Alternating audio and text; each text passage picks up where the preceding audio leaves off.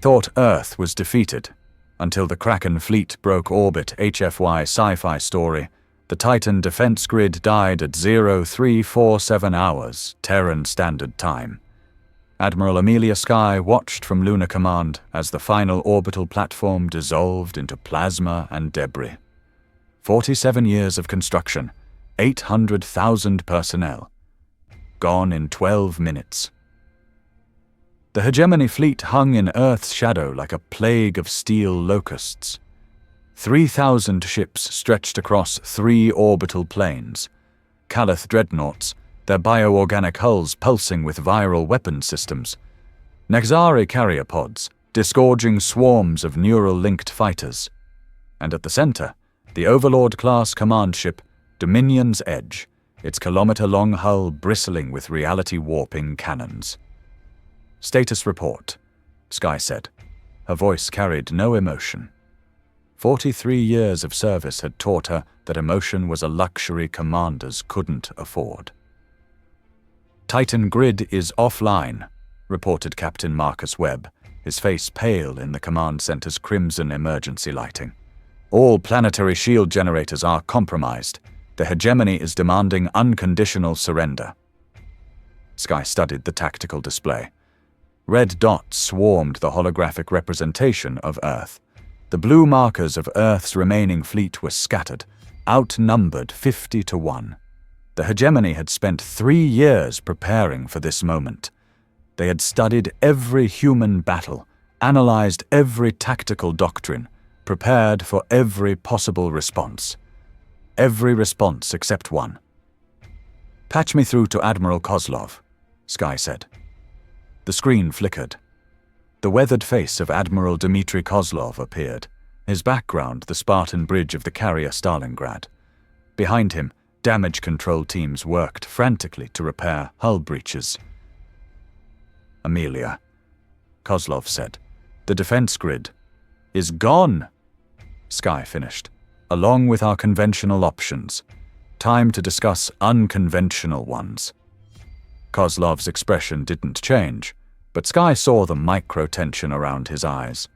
They had discussed this scenario in classified briefings for 2 years. Neither had believed it would come to this.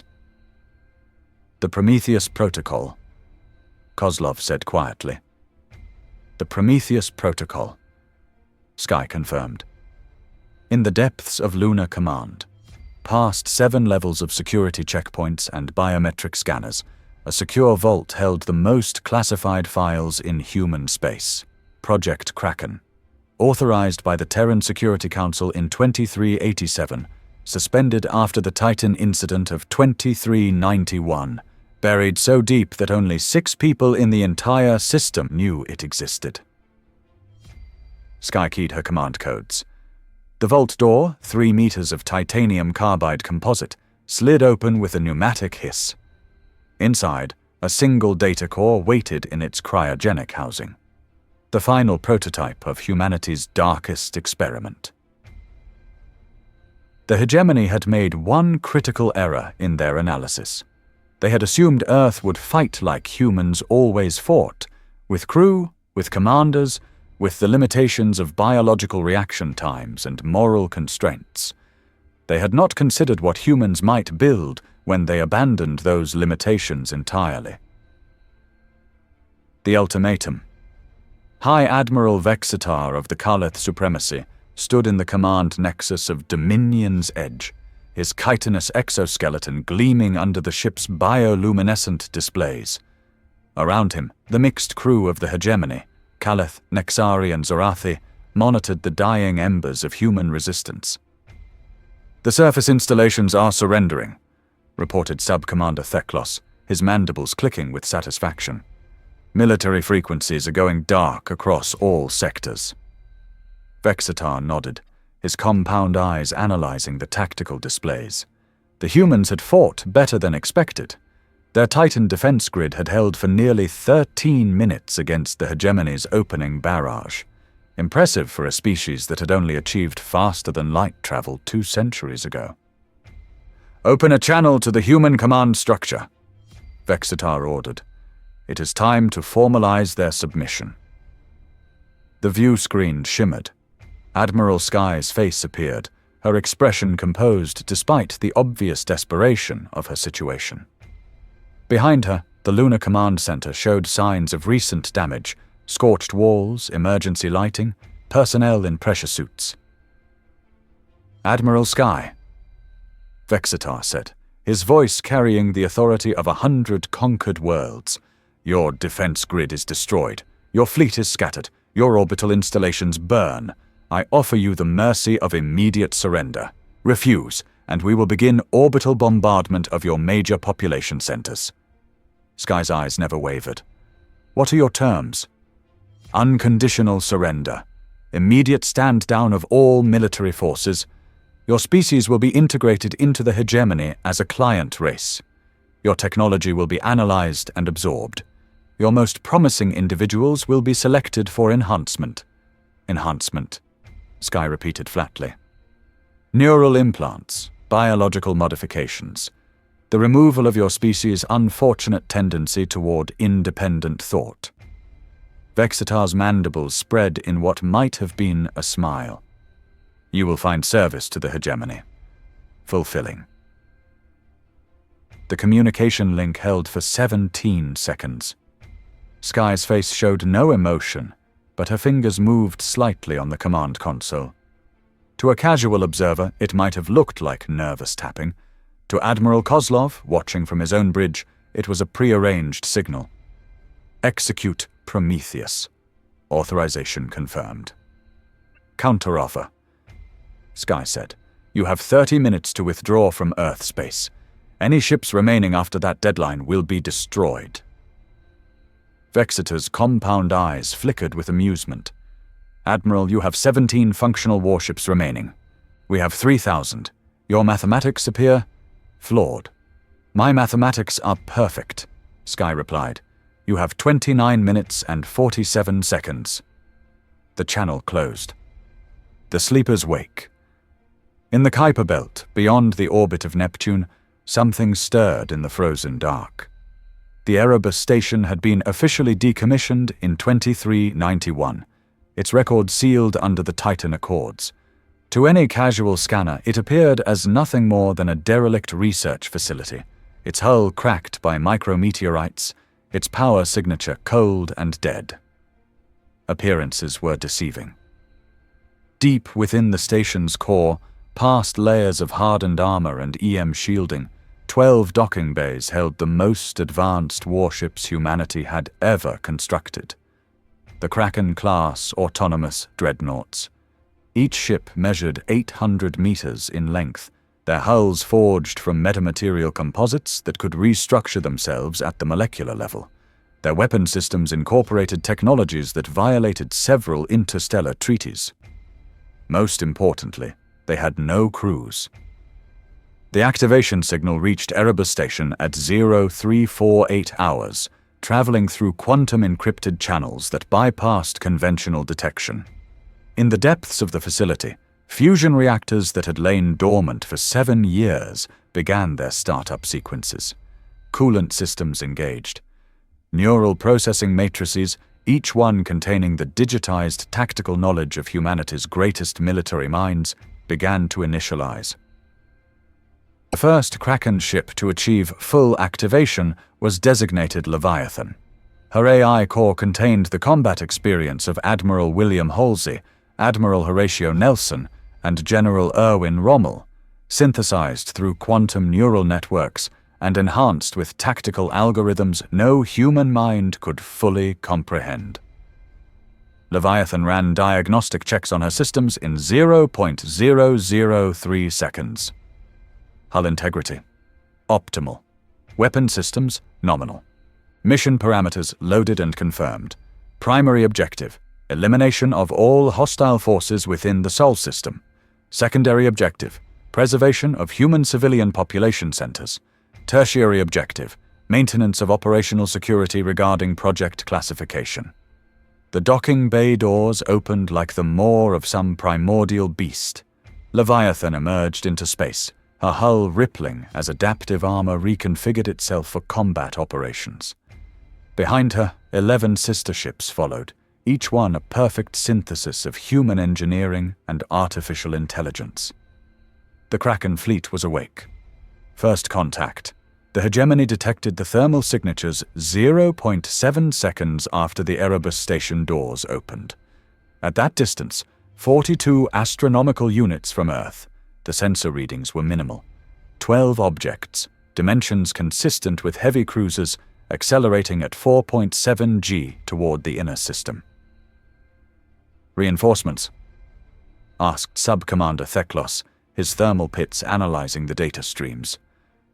Unlikely, Vexitar replied. Our intelligence indicated all human fleet assets were accounted for. These ships, they do not match any known human design profiles. The hegemony fleet adjusted formation, moving to intercept the unknown vessels. Long-range sensors probed the approaching ships, analyzing their hull composition, their energy signatures, their electromagnetic emissions. The results were puzzling. No crew life signs, reported the Nexari sensor operator, her neural tendrils interfacing directly with the ship's detection arrays. No organic signatures of any kind. These vessels appear to be empty. Automated defense platforms, Vexitar concluded. The humans have deployed unmanned ships as a final desperate measure. The hegemony had encountered automated defenses before. Most species developed them as a last resort when facing overwhelming odds. They were typically simple affairs, pre-programmed attack patterns, limited tactical flexibility, easily countered by experienced commanders. They were wrong. The approach. Leviathan led the Kraken formation through the outer system at 23% of light speed. Her sensors mapped every enemy vessel, analyzed their weapon systems, predicted their tactical responses. The AI core ran 17,000 combat simulations in the time it took her to cross the orbit of Uranus. The hegemony fleet was impressive by conventional standards. Their ships were well designed, their formations disciplined, their commanders experienced. Against a conventional human fleet, they would have achieved victory with minimal losses. The Kraken ships were not conventional. Leviathan opened a secure channel to her sister ships. No words were exchanged. The AIs communicated through direct data transfer, sharing tactical analyses and coordination protocols in microsecond bursts. The formation adjusted, each ship taking optimal position for the coming engagement. The hegemony interceptor force consisted of 48 vessels, a mix of Kaleth destroyers, Nexari frigates, and Zorathi assault cruisers. They moved to engage the approaching human ships at maximum range, confident in their numerical advantage. Leviathan began her attack run at 0.16 AU from the lead hegemony ship. At that range, conventional weapons would have been useless. The quantum lances built into her forward hull were not conventional weapons. The first shot materialized as a coherent beam of exotic matter, traveling at 0.97 C and programmed to maintain cohesion across interplanetary distances. It struck the Kaleth destroyer Blight's Edge amidships, passing through the ship's armor plating as if it were tissue paper. The exotic matter interacted with the ship's atomic structure, converting a 17-meter section of the hull into pure energy. Blight's Edge folded inward, her hull collapsing around the void where her central mass had been. The explosion was brief, brilliant, and utterly silent. The hegemony fleet had exactly 2.3 seconds to process this information before the Kraken ships opened fire in earnest. The Battle of the Outer System. Space warfare in the 24th century was a matter of physics, geometry, and timing. Ships engaged at ranges measured in thousands of kilometers, their weapons traveling at significant fractions of light speed. Combat was typically resolved in minutes, with victory going to the side that could deliver the most accurate firepower in the shortest time. The Kraken ships changed the equation. Leviathan and her sisters moved through the hegemony formation like apex predators among a school of fish. Their hulls shifted constantly, adaptive armor reconfiguring to deflect incoming fire. Their weapon systems operated on principles that the hegemony's scientists had classified as theoretically impossible. The Megalodon deployed her signature weapon, a gravitational lens that focused tidal forces into a coherent beam. The Nexari frigate's synaptic flood found herself caught in the beam's path. For 0.08 seconds, the ship experienced gravitational forces equivalent to those at the event horizon of a black hole. The vessel didn't explode. It simply ceased to exist as a coherent object, its atoms scattered across a volume of space the size of a small moon. The Kraken herself unleashed a swarm of hunter-killer drones, each one equipped with its own AI core and armed with microscopic quantum charges. The drones moved like a living thing, flowing around enemy point defense systems, seeking out critical ship components. A Zarathi cruiser found itself swarmed by 300 drones, each one no larger than a marble, but capable of delivering a kiloton yield explosion. The ship's hull erupted in a cascade of precisely timed detonations, each one targeted to maximize structural damage. In 4 minutes and 17 seconds, the Hegemony Interceptor Force ceased to exist. No escape pods launched. No distress signals were transmitted. The Kraken ships moved through the debris field, their sensors confirming the elimination of all hostile contacts. Leviathan transmitted a brief status report to Earth. Outer system secured. Proceeding to primary target area. The horror of realization. High Admiral Vexetar received the first reports of the engagement with skepticism. The communications officer's account seemed impossible. 12 ships had destroyed 48 in less than 5 minutes without sustaining any apparent damage. "Sensor malfunction," Vexetar declared. "Re-establish contact with the interceptor force." "Unable to comply," the officer replied, his voice tight with growing alarm. "All interceptor vessels are showing as absent from sensors. No debris fields, no energy signatures, no—" "Impossible." Vexetar cut him off. "Ships do not simply vanish." The tactical display updated. 12 contacts were approaching Earth at high velocity, their signatures now clearly visible to the Hegemony's sensors. As the data streamed in, Vexetar felt a chill that had nothing to do with the ship's environmental systems.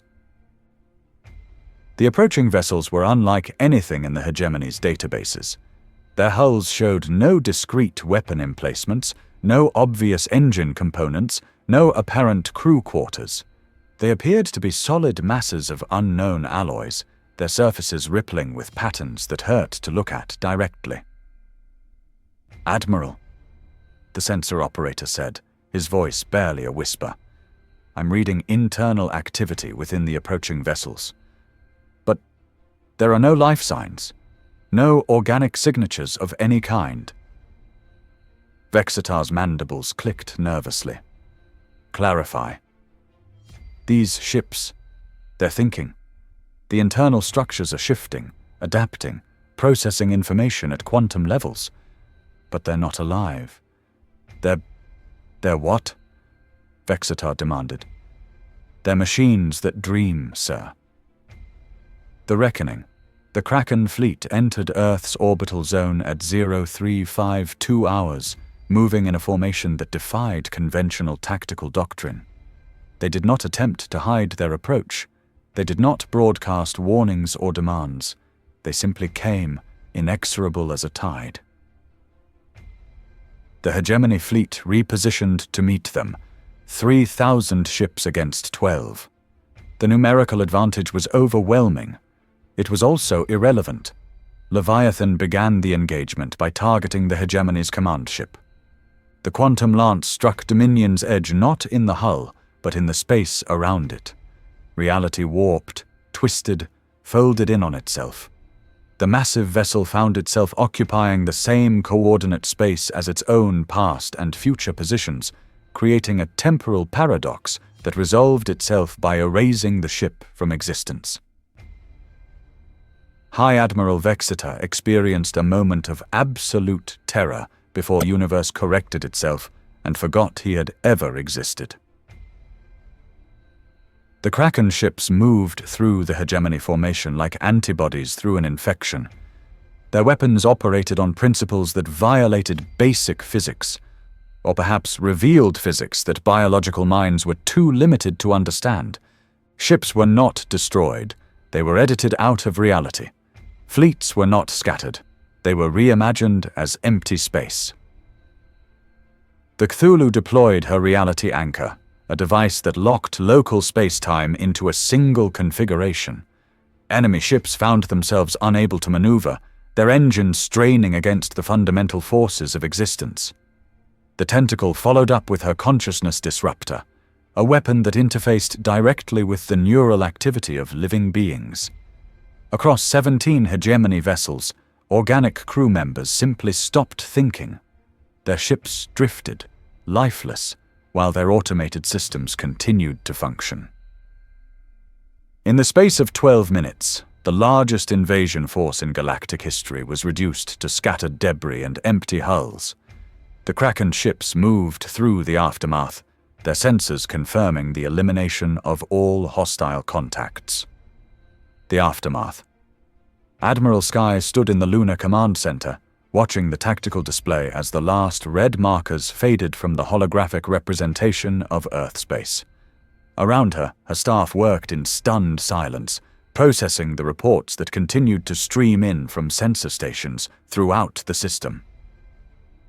"All hostile contacts eliminated," reported Captain Webb. "No enemy survivors detected. The Kraken fleet is standing down." Sky nodded, her expression unchanged. She had authorized the deployment of humanity's most classified weapons system, and it had performed exactly as designed. The cost of that performance was something she would carry for the rest of her life. "Admiral," Webb continued, "the Kraken ships are requesting new orders." "Negative," Sky replied. "They are to return to Erebus Station and resume dormancy. Full deactivation protocols. All records of this engagement are to be classified under the Titan Accords." "Yes, ma'am." "But Admiral, what do we tell the public? The colonies? The galactic community?" Sky was quiet for a long moment. On the view screen, the Kraken ships were already beginning their journey back to the outer system, their hulls rippling as they reconfigured for long-range travel. They moved with the same mechanical precision that had made them so effective in combat. No wasted motion, no unnecessary actions. "We tell them that Earth defended itself," Sky said finally. "That human ingenuity and determination proved stronger than overwhelming odds. We tell them that freedom will always find a way to survive against tyranny. And the truth." Sky's eyes never left the departing ships. "The truth is that some weapons are too dangerous to use. Some victories cost more than defeat. And some guardians are too terrible to wake except in the darkest hour." In the depths of space, the Kraken fleet continued their journey home, their AI cores already beginning the process of memory compression and tactical analysis. They had served their purpose. They had protected humanity from an existential threat. They had demonstrated that even the most powerful invasion force could be defeated by sufficient application of technology and ruthless calculation.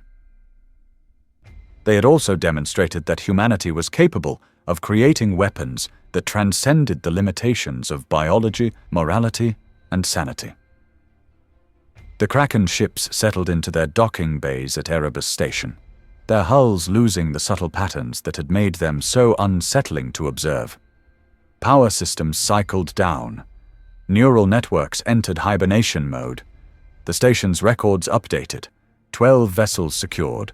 All systems nominal, ready for reactivation upon proper authorization. In the silence of the Kuiper Belt, the sleepers returned to their dreams of war. Epilogue. The price of victory. 6 months later, Admiral Sky stood before the Terran Security Council, delivering her final report on the hegemony invasion. The official record would state that Earth's defense had been achieved through innovative tactics and superior technology. The classified addendum would tell a different story. The Kraken fleet performed exactly as designed, Sky concluded. Total elimination of hostile forces with 0 human casualties. Mission parameters achieved with maximum efficiency. Council Chairman Harrison leaned forward, his expression grave. And the psychological evaluations of the surviving hegemony personnel? Inconclusive, Sky replied. The few survivors from the outer system engagements report unusual phenomena. Descriptions of weapons that shouldn't exist. Tactics that violate known physics. Their accounts are being dismissed as trauma-induced hallucinations. Good. And the ships themselves? Dormant. All 12 vessels are secured at Erebus Station under full quarantine protocols.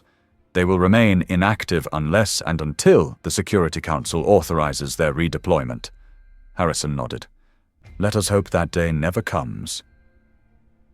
Sky said nothing. She had seen the tactical recordings, had watched the Kraken ships move through the hegemony fleet like living nightmares. She had witnessed the birth of a new kind of warfare, one that transcended the boundaries between technology and horror. The galaxy now knew that Earth could defend itself. What it didn't know was the price of that defense, the knowledge that humanity was capable of creating weapons that could edit reality itself, machines that dreamed of destruction and woke only to deliver it. In the depths of the Kuiper Belt, the Kraken fleet slept on, waiting for the next time their services might be required. They were patient. They were efficient. They were utterly without mercy or doubt. They were humanity's darkest guardians, and they would wake again if called upon. The question was not whether such weapons were necessary. The question was whether humanity would survive the day it decided they were. This story serves as a reminder that the greatest victories sometimes come at the greatest cost. The Kraken fleet saved Earth, but at the price of crossing ethical boundaries that could never be uncrossed. In the end, the real enemy may not be the aliens at the gates, but the monsters we create to keep them out.